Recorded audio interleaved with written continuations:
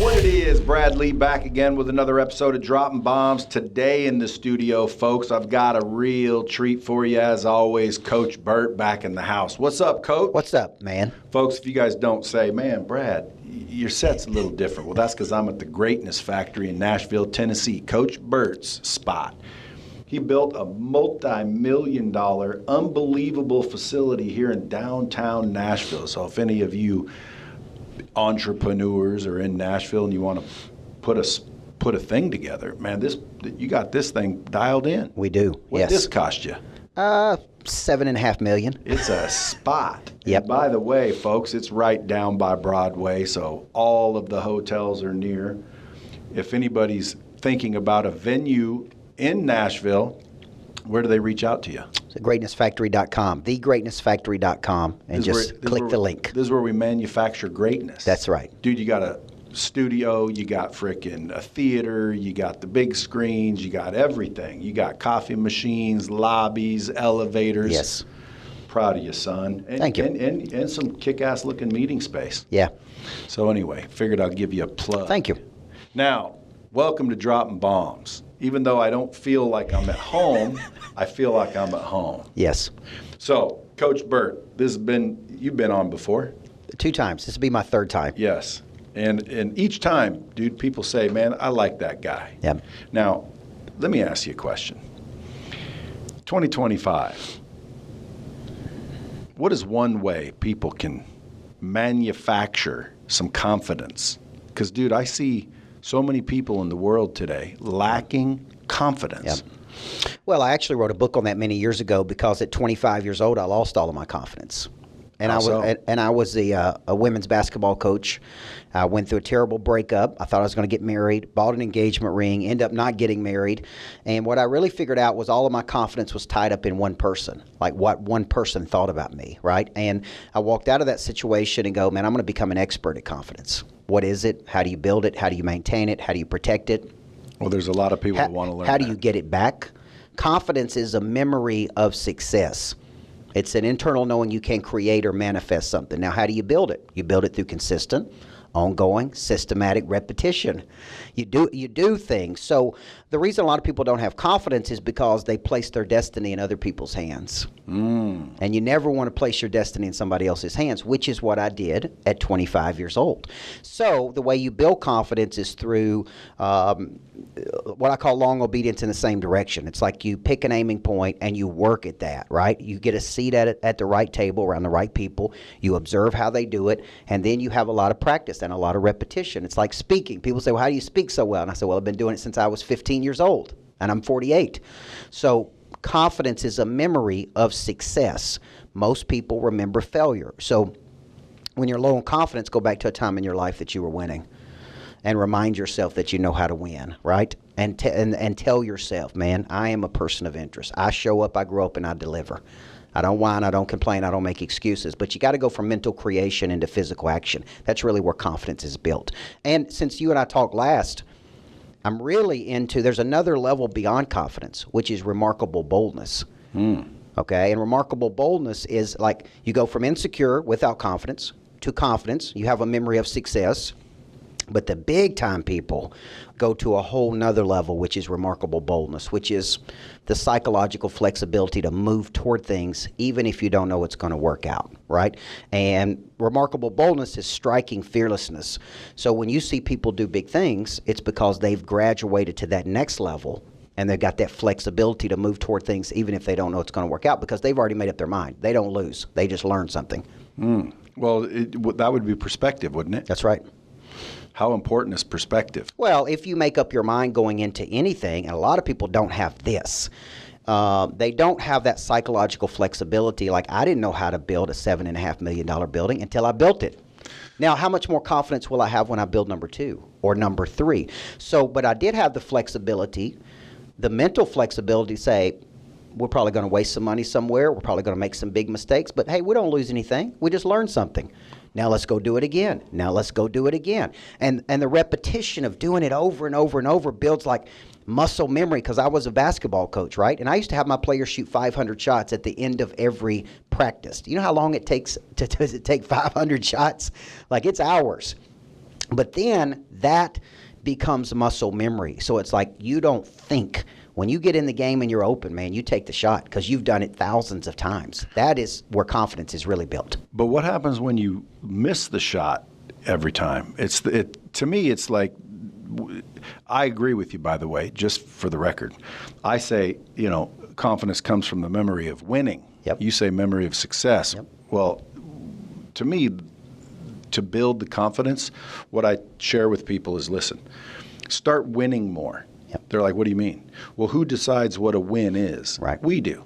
So you don't have to say, I made $1,000 last month.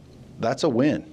You can determine that as a win. Now, some people say, that's not a win, bro. That's losing. And you, most importantly, can think that's losing.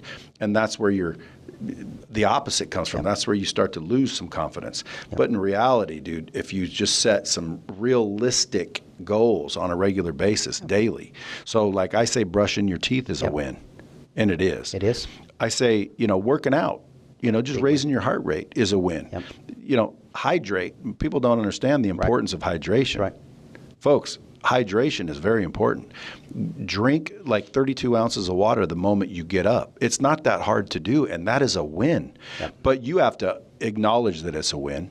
But if you just do that, and you'll start to realize, man, I wake up in the morning, I'm grateful for being alive, just that simplicity. Yep. I shift my perspective from pessimism to optimism. I go hit the gym, I get my heart rate, even if I don't do a full-blown, drop dead workout. Dude, listen, I went to the gym and I freaking got my heart rate up. Yep. I drank my 32 ounces of water. I did my morning routine. Those are all wins. I brushed my teeth. That's a win. Yep. So all of a sudden you start winning all morning long. Right. You hit the office where normally you're worried about this and you're worried about that. Dude, you've been winning all morning. You just got to keep that going. Yep. And so to me, that's the hack, is you have to win a lot.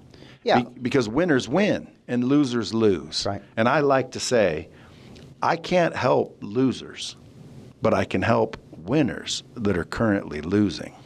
Well, I think about when Zen Sear wrote The Confident Mind. He was a psychologist at West Point. So he trained all the West Point cadets, people that came there. He trained a lot of the NFL players. He talked about the success cycle versus the sewer cycle. Okay, the success cycle starts with one positive thought. That one positive thought creates a positive subconscious emotion, right? So if I say, man, it's going to be a great day today, man. Brad Lea's coming to the Greatness Factory. We're going to have great dropping bombs. That's a positive thought. That produces positive subconscious emotion, excitement, enthusiasm, right? That has a physiological effect on the body. Yes, it it does. loosens the body. Now I'm loose, man, which is a world you live in. You stay loose. You don't get tight. So what does that do? It produces a high performance, right? I was a coach. So we're playing to win when we start with that one positive thought. Now, let's go to the sewer cycle. The sewer cycle starts with one negative thought. Gosh, it's hard to sell this right now, man. It's hard to sell coaching. How do we get people in? Market's God, bad. Yeah, market's bad. Economy's bad. Like, this sucks. Like, that one negative thought produces a negative subconscious emotion. Fear, worry, doubt, insecurity, vacillation, hesitancy. That tightens the body. Vacillation. Yeah, I like that. that's a big one. So that produces a negative effect on the body. If you look at the sports world, what it does is tighten the body, right? And what does that produce? Now you're playing not to lose. Now, I will go back to a time in my life when I was a basketball coach. I was up 14 points, 4,000 people in the gym. We weren't expected to win. Young team. It's a game before the state tournament. I'm over there as a coach going, what the hell's that? Like, we're not supposed to win. We're not good enough to win. So guess what I did? I moved into prevent. And when you move into prevent in basketball, you start trying to run the clock. So I'm looking at my players going, run the clock. And we stretch out and we're trying to, my players look at me like, what? We're up 14 points. We should be playing to win, right? Guess what happens next? We tighten up. We throw it out of bounds. The 4,000 people start going crazy. We lose momentum, and we end up losing that game by 1 point with 14 seconds to go. The only time they led that game was 14 seconds, and they won the game by 1 point. And I went to, we were in some little, shitty town in East Tennessee that I never want to go back to. And I went to an Applebee's, and I sat there at the bar with my assistant coach, and I said, man, I cost us that game because I started playing not to lose. How many people wake up and play not to lose? versus playing to win. And it all starts with the success cycle or the sewer cycle. That one negative thought produces that cascading effect of all of those things. So is that what you tapped into to build this place? Because this is a risk, wasn't it? It's a big risk. $7.5 million ski. Yep. How do you know people are going to want to use it? Well, let's go back to the coaching days. When moms and dads brought me their kids, and you have kids, so you understand this, who's coaching your kids really matters, right? Who's teaching your kids really matters. And moms and dads would bring their kids to me, and they would say, my daughter's got a lot of potential, which is an idea of kinetic energy that is stored until activated. That potential is in everybody, but it's got to be activated by something. That's where the prey drive comes in, right? But she needs all of these things. And they would say confidence, accountability, structure. And I would say thank you for bringing your daughter to the Greatness Factory, where we're going to manufacture her greatness. And I'm like, 4 years with me, and that girl will be able to run for president of the United States when I'm done with her, right? And they were. I spent 5.5 hours a day with those players. Pre-practice meetings, success academies, leadership academies, life after basketball, then weight room, then practice, then post-practice. I mean, I ran that program like a college program, right? College coaches would come watch us and go, man, this is crazy. Like, we want to recruit your players because they're so ready to play at the next level, which is what got me writing the books. It's what got me speaking, because people were fascinated with what I was doing with that program at that level. How much were you making back then? First year as a head coach, 24 to 28,000. At the end of my career, I think I was the highest paid public school coach in Tennessee at 55,000. You wouldn't be buying the Greatness Factory at that point. So fast forward to 2016, I started getting a vision. What if we could build a Greatness Factory where people could come together? My skill sets are I create incredible concepts that I package that's turned into millions of dollars, right? And that's one of my skill sets, creating concepts that can sell, packaging those concepts. My second skill is curating really incredible places where there's a lot of exchange, right? Having a vision for this. Combining real estate and coaching together. That's a skill set I have. And the third skill set is activating something inside of people to want to expand. We call that something prey drive, which is what I wrote the book Flip the Switch about. So this is a space that started in my mind. What if I could build a space that I could coach at? People could come here. There could be very high levels of exchange, right? You don't see starters here. People that are coming here are mature business owners. They've already got money. They've got excess cash. They're actually looking to get involved in bigger deals, strategic partnerships, raising capital, being part of these programs. So like next month, Rob Luna's coming in to speak to my Capital Club. I brought in Tony Giarratana, who's easily like the Trump of Nashville, that built the 505 and how he raises $250,000, or $250 million to build things like this. Like, that's the kind of people I bring in, guys like you. So my members get access to major players just by being in the Greatness Factory. $250 million. $250 million, I meant, yes. Yeah, I was going to say. $250 million, yeah. Yeah, $250 million. Yeah, I was going to say. And he does that every time he builds one of these structures. And his investors are Saban and Michael Dale. And, how did he get those guys? So he's coming in to do events here with me. You're coming in to do events with me. And if you're a member here, at certain levels, then you get access to all of these things. So it's specifically curated for that. Yeah, but you had to open up a checkbook. This place isn't put together cheaply. Yeah. You had to have some sort of confidence. Yeah. That it would work. Well, in all those years that I was coaching, I probably own, I'd say $30 million worth of real estate. I just have a knack for buying real estate at the right time, but really seeing a way that we can make a lot of money through coaching at the real estate. So we have the lodge, which is a home run buy. Really, this was a home run buy for me. I bought it for $3.6 million. It's in downtown Nashville. It's probably already worth $10 million, right? I just saw where they just sold the Margarita building downtown for $75 million. Literally, just the building. Do you negotiate or in that particular deal? We started at $4.4 million to purchase 8,000 square foot inside the 505. It came down to a little bit of luck, right timing. He wanted to sell it. I wanted to buy it. He gave me $800,000 at the closing table, so it dropped from 4.4 to 3.6 as a concession or tenant improvement. Now, what I didn't know when you build something like this is that What they call MEP, which is mechanical, electrical, and plumbing, was $1 million. I mean, just to put the water systems in this place. And I wouldn't have known that. Like, when they told me that, I'm like, what? Like, it's $1 million for the toilets? Well, there's no water in here. There's no water systems in here. I mean, building this out, there's 14 air conditioning units. There was nothing but concrete. So it's very difficult to build inside of just a concrete box, especially with the level of complexity that I did here, right? If you notice all the glass and the different buildings and the different dimensions, it's not like just a cheap office building where you put up some drywall, right? So it's very expensive to build. And that didn't bother you?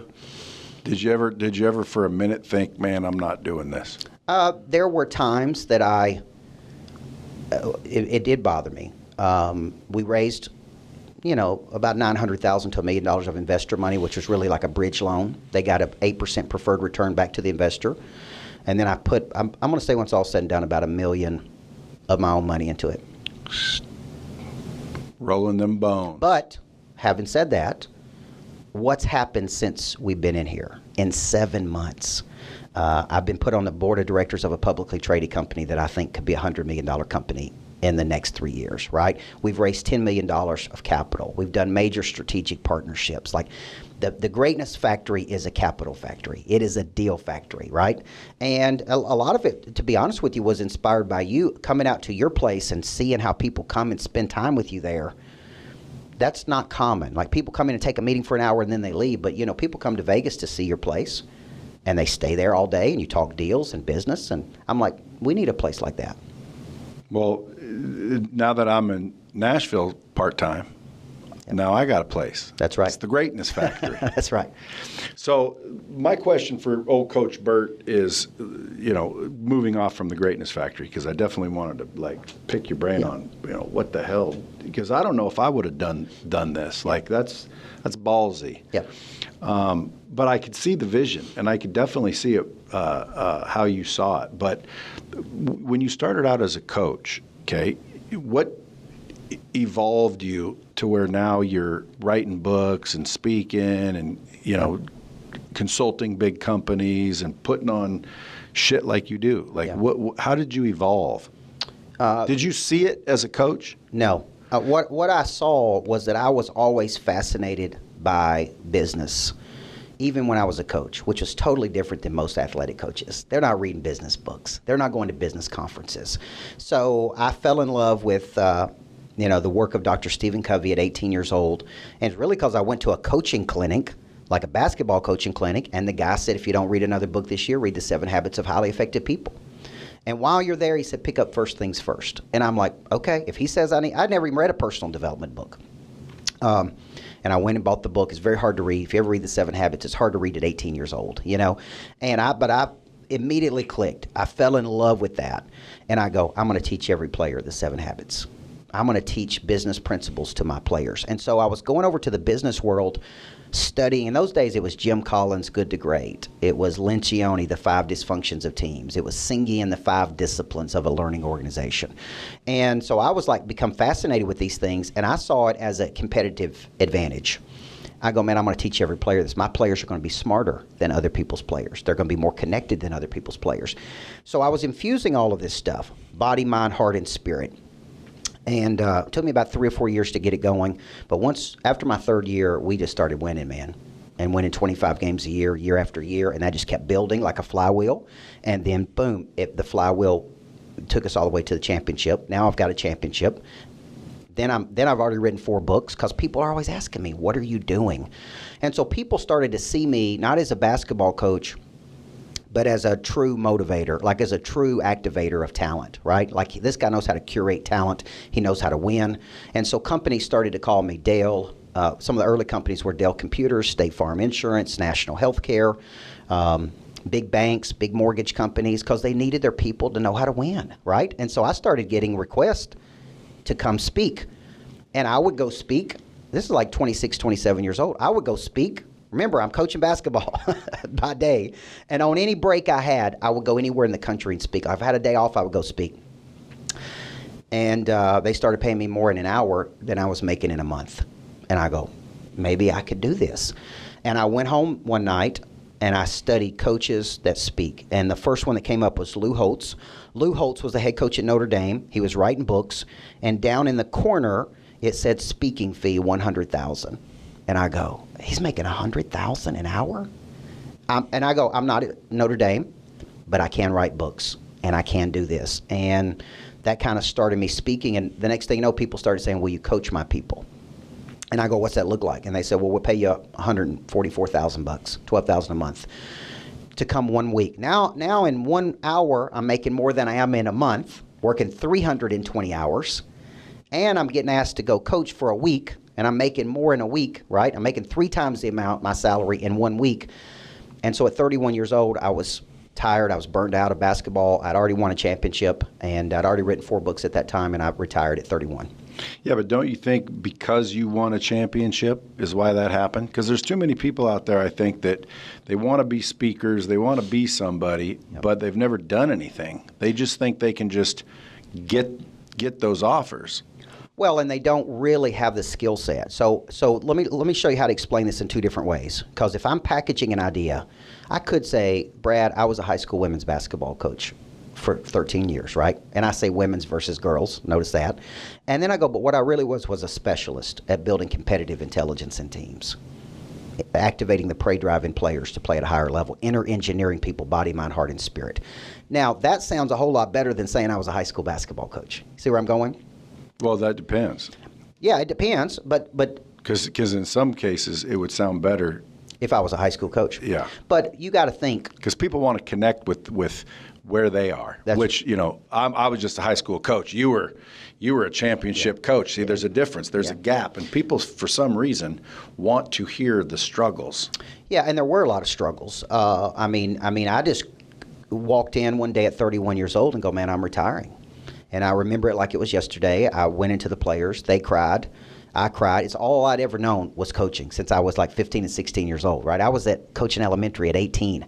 I was a head coach at 22 at the second largest high school. So this is all I'd ever known. What would your life look like had you not? And the question was, did you see more? Because a lot of people, they say whatever you can see, you can achieve. So a lot of people that I talk to that got rich and successful, I ask them, did you see that? And they're like, no. I didn't see it. So how did you do it? Because don't you have to see it? Well, but I did feel like, and I've got a book, you know, one of my newest books is called 8-Figure Skills Stuck in 6-Figure Vehicles, right? And I didn't know I was an 8-figure person or 9-figure person, but I felt like a level 10 person stuck in a level 4 vehicle, right? I remember the principal saying to me, man, I can't give you any more money. I don't have any more money to give you. Like it was to the point, Brad, that my boss would say, meet me at Walgreens at 3:30, the principal of the school. And I'm like, what? I'd meet him, and he'd give me an envelope of cash. And he'd say, here's from the boosters. We don't want you to go anywhere. It'd be like $3,000 or $5,000 of just straight cash because he couldn't give me any more money. But he didn't want me to leave. Well, the truth is, when Collins wrote Good to Great, he talks about a level 4 leader and a level 5 leader. A level 4 leader, when they leave, everything goes to hell because it's all built on the personality of that leader. A level 5 leader builds the foundation. The organization continues to thrive because of what that leader, and that's the difference in those 2 levels. Well, the school I coached at went on to win 7 more championships after I left. 7 of the next 9 years, right? I won the first one. Took me 10 years to build it. I built a freaking powerhouse, and it just dominated for a decade. Then guess what happened? Coaches change, and then what did it do? Fall off, right? But some places, I know people where the coach left, and the next year it all went down the drain. So I'm proud of that. That's a big legacy for me. Like me building a powerhouse dynasty that dominated is a big part of my deal. But when I coach a bank, or when I coach a mortgage company or an insurance company, or no matter who it is, there's a coach in me that knows how to activate those people that just maybe a business consultant don't know how to do, right? Because I know what it's like to be under pressure to win, intensity of athletics. But there's also a deep business side to me, an entrepreneurial side, where I've been coached by some of the best people in the world, right? In my life. I've been around some of the best people in the world. I mean, you and I met probably 2014, 2015. I've been in the rooms with the best people in the world, and I watch and I observe and I go, man, he's better at this than I am. I got to get better at this. And I stay in a humble posture, and I stay in a student posture, right? And I never let my ego get bigger. It's like, man, there's people out there doing way bigger things than me, and I want to stay in that hungry posture of humble, hungry, and teachable. Do you go to events? I do. I go to a lot paid? of events. I do. You paid to Absolutely. attend? What's the last one you went to? Well, I go through coaching programs more than just events, right? Like I was in Brand Builders this year. I had a one-to-one coach. I paid to Rory Vaden's deal. Rory Vaden's deal, yep. That's a good one. Very good. And I was with Dave Blanchard, who owns all the rights to Augmandino's work. He was my personal coach. I went through strategic coach for 3 years. What do they teach you? Well, different things. Like Blanchard taught me connection. He was a master at connecting to people, right? And he taught me how to be better at connection, just personal connection. Through Brand Builders, it taught me more structure, how to get my offers tied down, how to get rid of the confusion, how to really structure the company in a way that it could scale, right? And then strategic coach Sullivan was just a genius with packaging ideas and entrepreneurial structures and unique ability, and it was very impactful for me. But yeah, I look at events every year and go, what do I want to go to? Who do I want to be coached by?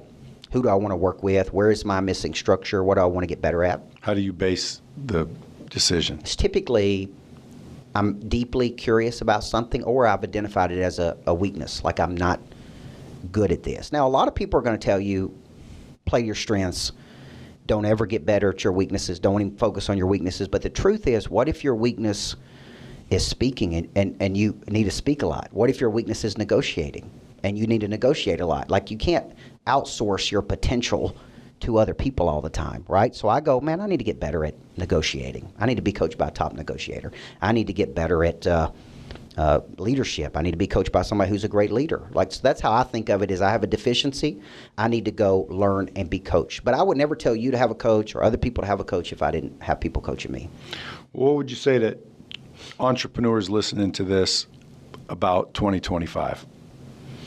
Like, they want to blow up their business. Everybody does. If they say they don't, they're full of shit. Yeah. So there's a lot of entrepreneurs listening to this show. They want to blow up their business in 2025. Coach them. Okay, so right now I'm studying under a guy named Price Pritchett. Pritchett is a great psychologist. He wrote Quantum Leap Strategy. He wrote U Squared. Sold 14 million copies of that book. No funnels, no landing pages, no marketing. And everything he does is on quantum leaps. Well, if you study quantum leaps, particles jump with no apparent rhyme or reason, and it's easy. It's not hard, right? So everything with him on a quantum leap is try different versus try harder, okay? So here's how he explains it. He's working with Company A, and Company A is a $500 million company. He does mergers and acquisitions. He's working with Company B. They do $500 million. All of a sudden, Company A goes over here and purchases Company C, and next thing you know, that's $1 billion company. See how fast that happened? So I started asking, how do you have a quantum leap? How does Brad Lea have a quantum? Like, if you look back in your life, people ask me, how did you have these big jumps? I'm going to talk like significant jumps. I was at the right table. I was around the right people. And the quantum leap always happened because somebody brought me new information. Like, you may say something to me, I go, huh, okay. Or somebody introduced me to people, right? Like me speaking at 10X. What did that do for me?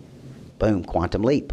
What about me building this place? What happened? Quantum leap. So how did you experience quantum leaps? If you look back in your life and say, man, my things blew up when this happened. Was it because somebody brought new information to you?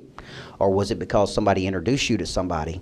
And that, like when I got involved with some of these multi-level marketing companies, and the number one guy, I'm coaching the number one guy in the company, and I've done it for 4 multi-level marketing companies, like the number one guy in the company, who came to me and said, I want you to coach me. Well, the first thing he did after a few months is what? I want you to coach all of my people.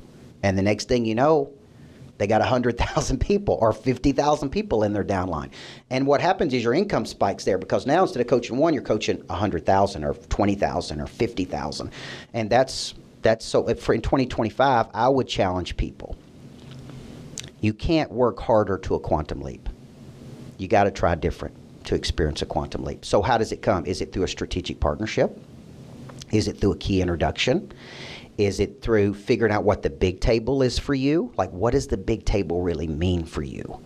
Like, when you talked about it on my podcast, like the vision for your companies, and it all made perfect sense. People come in, they get trained by you, they want to be successful, you put them into these roles, right? It all made sense. There's an order to that. It's not chaotic. There's an order to it.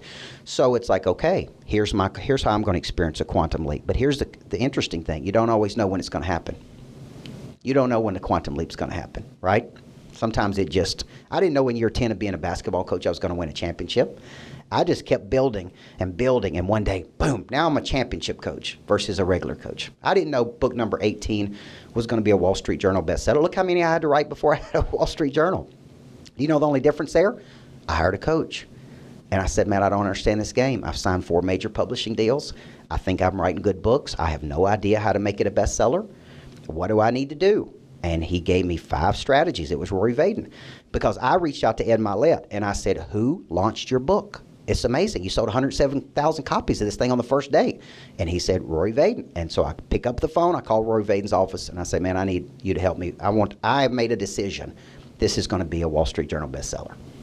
That's it. Why is Wall Street Journal isn't New York Times the one you want? It is but this is something people need to know.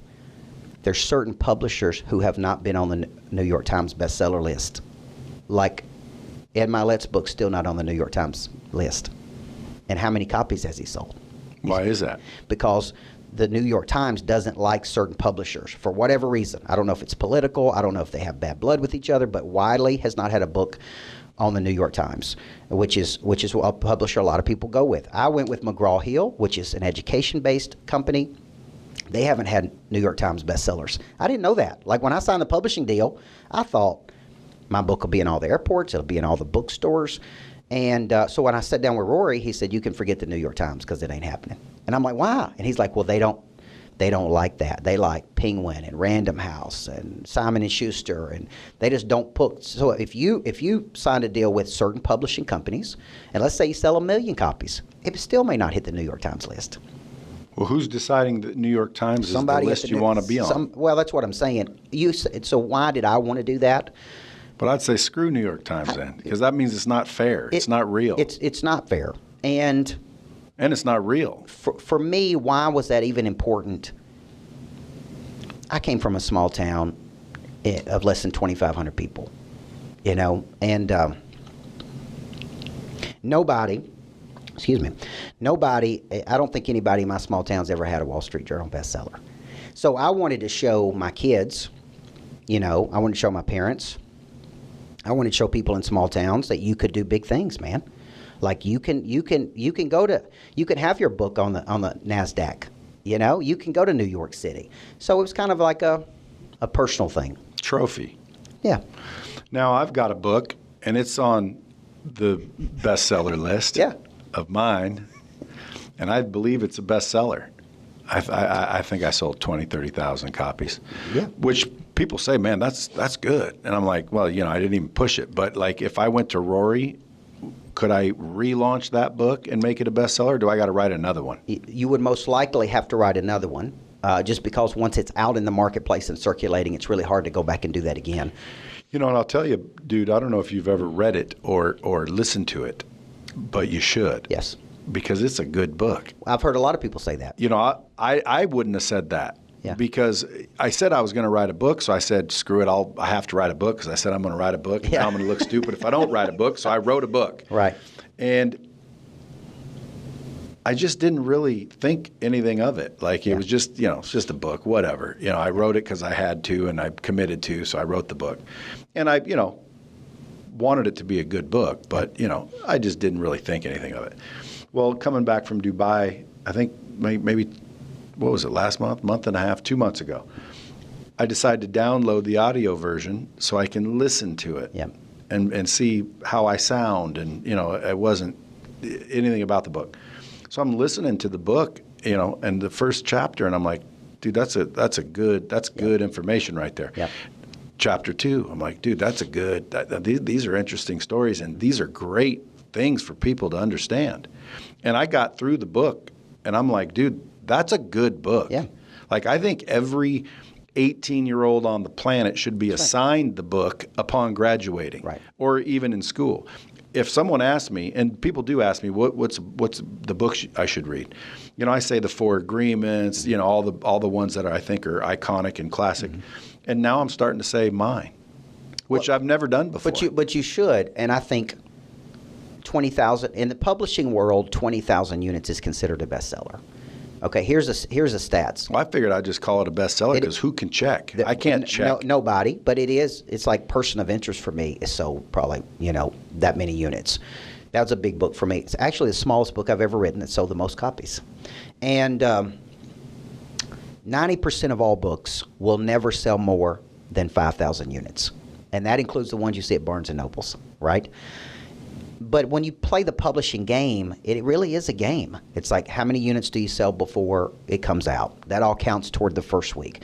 If you sell 3,000 to 4,000 units in the first week, then it's most likely going to hit the bestseller list in some way. But if you go with the wrong publishers, then it doesn't hit the bestseller list, right? And I don't even know if the Wall Street Journal list is still even active. Somebody told me now it's USA Today or whatever, but the truth is 20,000 units is a big number. But what did it get you at the end of the day? It gets you the notoriety, Wall Street Journal best-selling author. Does that help you, though? Raises your fees. Have you ever helped? Has that ever helped you? I think when you stack these things together, and this is something I would tell the people watching, stacking your body of work together is important, right? When I formed the program with Price Pritchett, the great psychologist, I reached out to him and said, man, I love your work. I'm in Dallas. I'd love to meet with you. Now, what if he went to my website? Because that's what they did. Right? They're going to go look at my website and go, who is this dude? If they see 22 books, Wall Street Journal best-selling author, founder of the Greatness Factor, they're going to go, this dude's no joke. Let's take the meeting with him, right? What if I didn't have all of those things? And they go, it's just some fan out there who wants to meet me. I don't have to, right? So you think everyone should write a book? I do. I think if life's worth living, it's worth writing down. And I think if it's even for your kids to read, right? Like, I'd want my kids to read my books. I'd want them to learn these things. And I think that's what made me such an effective coach is that I would teach players how to walk into a room. We practice how to walk into the room.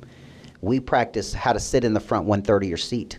We practice how to make eye contact with the instructor. We practice how to walk off the bus. Those are things I taught those kids. And those kids are now 30 and 40 years old. Now, what's interesting is a lot of those kids are coming back, and I'm actually coaching them now in business, and they're paying to be in my business coaching programs, which is a really cool thing.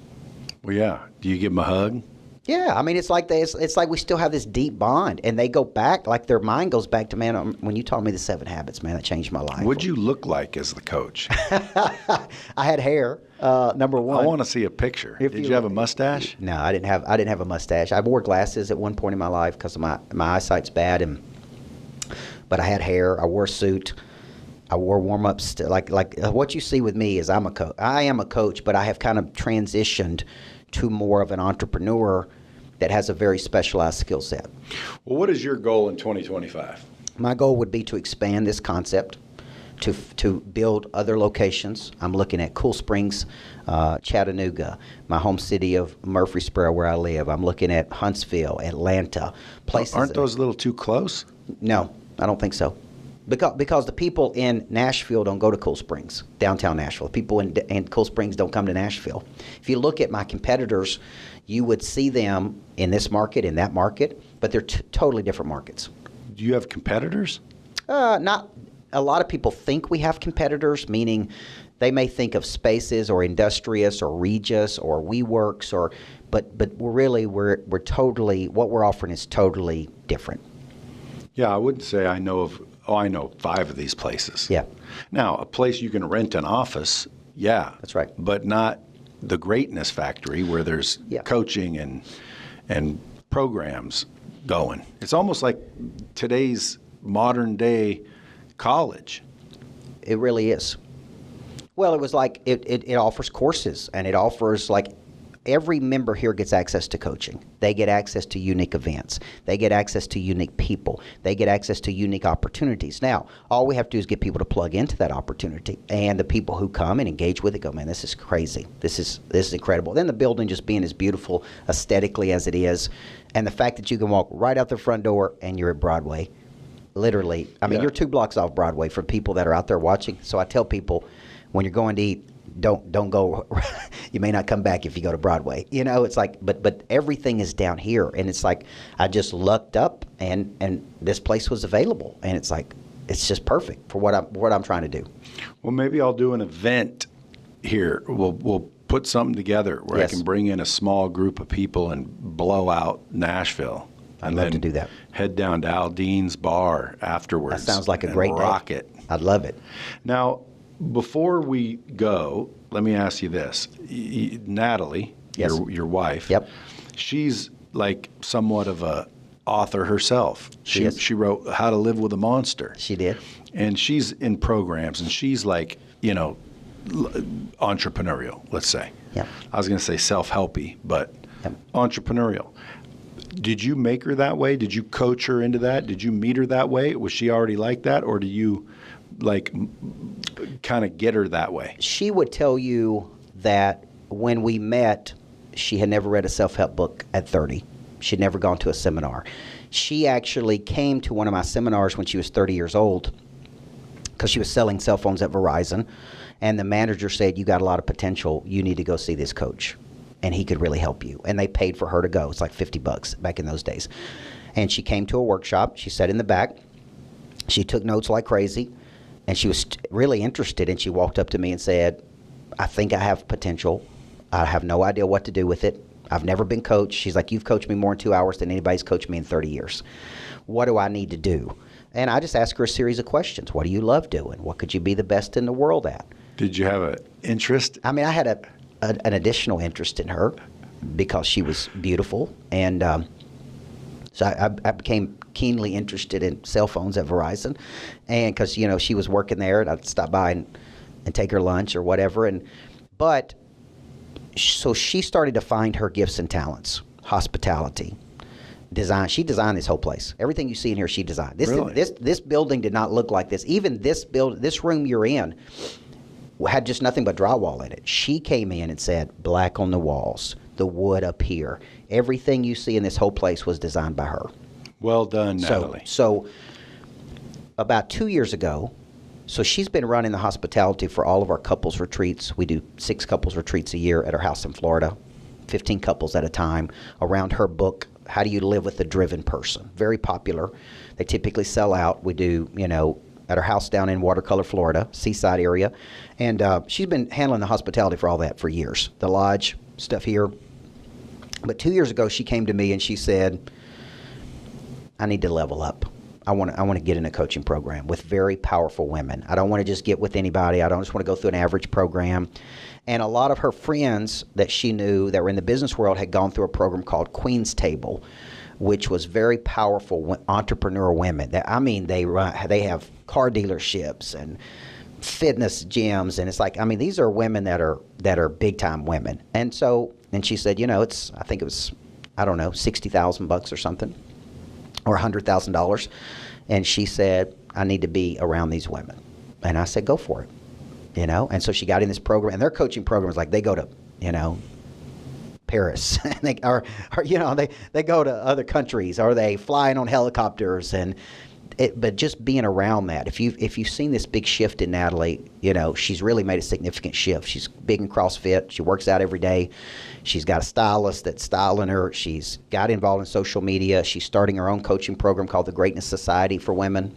Well, that's why I'm asking, because there's a lot of entrepreneurs that have wives that really don't, I don't want to say fit, but they're not on the same page, and that could cause stress. So what would you say to these entrepreneurs whose wives aren't really on the page? How did you get yours on the page? Exposure. The first event you and I met was in Riviera Maya, Mexico, and she had never gone to anything like that. I said, we're going to this conference. It's called 10X. It's in Riviera Maya. It's going to be 100 people there. And I was scared. I'm like, I was like joking with her, and I was like, don't talk to Brad Lea. Don't talk to Cardone. Like, don't even say anything to him, okay? And she goes, this is going to be awesome. We're going to go to Mexico, and I'm going to drink margaritas, and I'm going to sit out by the pool. And I'm like, no, you're going to the conference with me. And if you remember, it's like 3 hours in the morning, and then we all went outside and sat by the pool, and then we had dinner together. That was the best thing I could ever do for her. Because one night we went back to our room, and she goes, I see it. I see how big-time couples interact with each other, right? She was around you and Melissa and Cardone. Yeah, and but Elena Melissa's not but adopting. But just being around you guys was, so I always tell people, if your spouse, no matter if it's the male or the female, because we coach a lot of dominant women, right, that are doing big things, and it's the husband that's not getting better or not doing something, and I say instead of tell them, show them. Right? Like, yeah, but Melissa comes to all those things, and she's not getting bit by the bug. Well, but that may not be her. If Natalie came to me and said, I just want to be a mom, right? Like, I see Melissa, and she's a great mom. That's what she wants to be. And quite frankly, just for the record, especially in case she's listening, I want to be clear. Yeah. I don't want her to be that entrepreneurial-driven person, but there's a lot of entrepreneurs out there that I see that their spouse is holding them back, and in a negative way. Melissa doesn't do that. She supports. Yep. She's great, and I don't want her to be that way. That's right. And she doesn't want to be that way. But just for the record, so in case she listens, I'm not trying to make her Miss Businesswoman, but I noticed that Natalie, when I first met you guys, wasn't really the businesswoman, and now she's become a businesswoman. But in her natural state, she loves being a mom. She loves it. She loves taking care of her house. She loves tending to all of this stuff. That is a stretch for her, but one, because she's been around these powerful women, she feels almost like she should do this for other women, because a lot of women reach out to her. What's it like? How do you do this? And she finally came to me one day and said, look, I'm going to do a women's program called the Greatness Society. It's at the Greatness Factory. She said, I want to carve this out as my company, my own company. I don't want it to associate with Michael Burt Enterprises right? It's like, I want to have something that I can call mine. And I'm like, great. And I wanted to handle the couples retreats. And I'm like, good. So that's a totally separate deal. She runs it. She's got her own sales team for that. Do you see where I'm going? And it stretches her. She's a little uncomfortable doing it, but I would tell all the people out there is just expose them to things, and if they want to do it, that's good. If they don't want to do it, but see, the difference between what you said and what we hear is Melissa is supportive of you doing these things, of you being Brad Lea, right? It'd be different if she was not supportive. Well, that's what most people have. Which is what we hear. We hear like, man, I'm around you. I want to grow. I'm at the Greatness Factory, and I can't get my wife on board. She don't want to do anything. Or my husband, he won't get better. He just sits around and does nothing. So what could you do with those people? What if I told you that the most reluctant partner is typically the one that gets most out of that couples retreat? They come kicking and screaming. I'm not going to a couples retreat. It's not therapy, because we're not therapists. It's more, we go to Florida. We work through her book. We do it at a cool house. We have dinner on the ocean. It's typically the person that didn't want to come that comes to me at the end and go, this changed everything for me. It's like, boom, it activates that drive. We've had couples go through that who said, we've been in therapy for 5 years, and spending 3 days with you two has been better than the 5 years of therapy. Because we go through, how do you understand a person like this? How do you work with them? We go through the psychology of money. What are you going to do when you make money? We go through talents and gifts. And so it's more self-discovery, where the couple walks out there and goes, man, I got dreams. Like, there's things I can do, right? And so it's part business, part couples. It's a really, really cool thing. Well, I was lucky enough to be at one. Yeah. Wasn't I? I think so. It was many years ago. Was that a couples retreat? I don't know if we did it at our old house in Florida, and there was a lot of couples there. It's evolved. I don't know if it was a couples retreat. I think it was more of a business. Yeah. Because you and I have done things. Because I was telling people to get up under there. You know, the bug guy. Oh, yeah. That was a business retreat. Oh, okay. We just did it at my house in Florida at that time.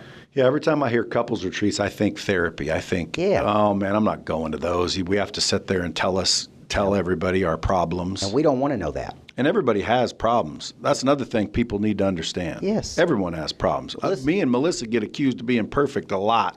Yeah. And I'm like, listen, yes, she's a sweetheart. And yes, she's wonderful. But trust me, There's a lot of times where I'm like, man, I wish you would do this and I wish you would do that. Yeah. And guess what? What I've learned over the years is you just got to let them be them. Yeah. And hopefully it matches. Because again, I mean, I've also told people I'd get rid of them in that case because they're telling me their problems. I'm like, number one, I'm not a therapist either, but sounds like if I were in your shoes, I'd get out of the relationship. You ever tell someone to do that? I mean, I clearly see as a business coach relationships that won't work for whatever reason, differences, and it's just a dogfight every day, and they're not philosophically on the same page. They don't believe the same things, and it's just friction, man. And it's like, how much harder is it to succeed with friction? It's like imagine if I had this vision of the Greatness Factory. It's going to cost us $7.5 million, and I go home to Natalie, and she just totally doesn't believe in me, and she erodes my confidence. And every night she's like, I can't believe you would do this, and this is our future. And imagine if that's her posture. Imagine, right? But she's like, no, this is a big vision. I'm supportive of you 100%, just like I'm supportive of her. You want to be in a $100,000 coaching program or 60 or whatever it is, it's like, go do it, right? I'm not going to tell you you can't do it. So it's like, because I hear all these people say, well, I got to ask my wife or I got to ask my husband. And I'm like, man, we don't do that. If it's good for her business, she can do it. If it's good for our business, I do it. I don't have to ask her questions, like Is she here a lot? She's coming down more, especially with the women's program. She'll be coming down a lot more.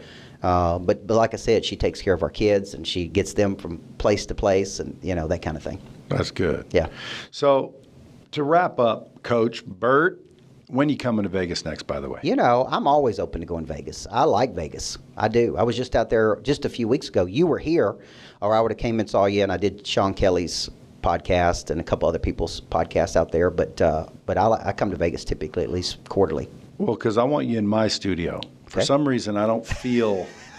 Well, it's very different, but you don't know this, but you inspired a lot of stuff in here. The desk. Well, the desk feels like mine. The desk, and actually, I took a picture of your desk, and I kept trying to find people to custom make this, and so I just put out on social media who can custom make me a desk, and I sent them a picture of me sitting at your desk in Vegas, and I said, make it like this. Well, they did a good job. And they say it can't be as big as his because of the space, but I had 8,000 square foot here, and I had to maximize everything. So I had to get my team in here, the cool rooms, the theater, the podcast studio, and it's like, okay, there were certain things I drew in this that, like, this originally had a whole bathroom and shower in here, so when people come in to speak and things, they could hang out in here and they could take a shower or whatever the case may be, but they had to take it out because they couldn't get it in. So it's like, I just learned a lot by doing this one, but it turned out nice. I feel good about it. When's the next one happening? I think as quick as I can find the place for it. What about investors? What if people want to invest? People will potentially be able to invest in this idea. If they're not this idea, then there's other investable things that I'm doing. I have two funds, two syndicates that they could invest in because a lot of people want to seat at a bigger table, and they could invest in one of those funds and go do big real estate deals. So if people are like, man, I like this dude, I want to engage at Michael Burt on Instagram. And it's EAL. M-I-C-H-E-A-L. And that is odd, by the way. It is. And that's why I couldn't find it for a number of years. So thanks for pointing that out. Yeah. And then what's your website? I would go to CoachBurt.com. And that will feed you to the Greatness Factory as well. You'll be able to see both of those things. Coach Burt, B-U-R-T. Appreciate you coming in. Thank you, man, once for coming again. to my place Appreciate today. you letting me use your studio. Yep. Folks, the Greatness Factory, my advice to you would be use 2025 to get great. And if you're in Nashville, at least come by, say hi. Yeah. You work here. You're here a lot. We do tours every day. People all over the world come in and want to see it. We do tours. You can walk through it. You can see it. You can take pictures here. It's literally, people come every day and do tours here. Good. Well, folks, again, not my studio, so I don't feel the same.